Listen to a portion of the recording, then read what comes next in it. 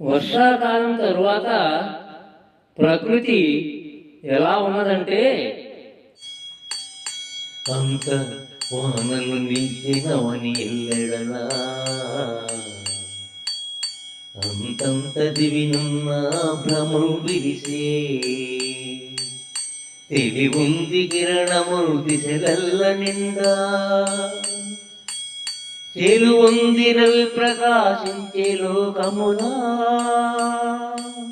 ధరణి నిష్పంకమై తనరినంతయును కరమప్పగుల కుల కమలంబులరే, గూలముల్ మదకరుల్ కృత్తి కోరాడే, రేలు నక్షత్ర చంద్రికల పెంపారే, వచ్చెనంతలు సరోవనికిగా పురము, మిథ్య కామన తోళ్ళు మెసగియుల్లమున, చెరకు రాజనముల చేరుల పంట తరచయ్యే,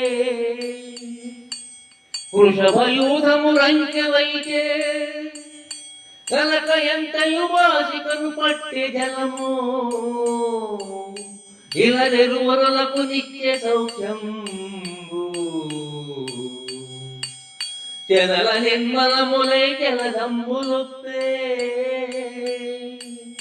నదులెల్లటొంకి కాలడలయ్యే, నదులెల్లటొంకి కాలడలయ్యే, నదులెల్లటొంకి కాలడలయ్యే.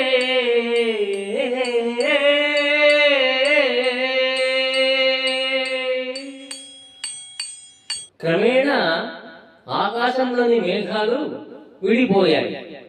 ఎండ దశ దిశలా నిండేలా సూర్యుడు ప్రకాశించసాగాడు. నేల మీద బురద ఎండిపోయింది. కొలనులో తామరలు పెరిగాయి. మదించిన ఏనుగులు మట్టి దిబ్బలను దంతాలతో పెకలించి మట్టిని పైకెగజలుతున్నాయి. రాత్రుళ్ళు నక్షత్ర కాంతులతో ప్రకాశిస్తున్నాయి. సరోవరంలో కాపురం చేసేందుకు వచ్చిన హంసలు తామర కుండ్లు తిని మెచ్చుకుంటున్నాయి. చెరకు, రాజనాల, వరి పంట తరిగిపోయింది. ఎద్దులు రంకెలు వేస్తున్నాయి. బురద చేరిన నీళ్లు స్వచ్ఛంగా మారి బాటసారులకు సుఖాన్నిస్తున్నాయి. నీటి భారం వదల్చుకున్న మేఘాలు శుభ్రంగా ఉన్నాయి. నదులన్నీ కాలి నడకల డొంకదారులు అయ్యాయి. వర్షాకాలం గడిచిపోయింది. దండయాత్రలకు సైన్యాన్ని నడిపించే అనువైన కాలం వచ్చింది. సీతమ్మ జాడ తెలుసుకునేందుకు కపి సైన్యాన్ని పంపించాలి అని అర్థం వచ్చేలాగా వర్ష ఋతు వర్ణనను ఈ మహాకవి ముగించడం జరిగింది.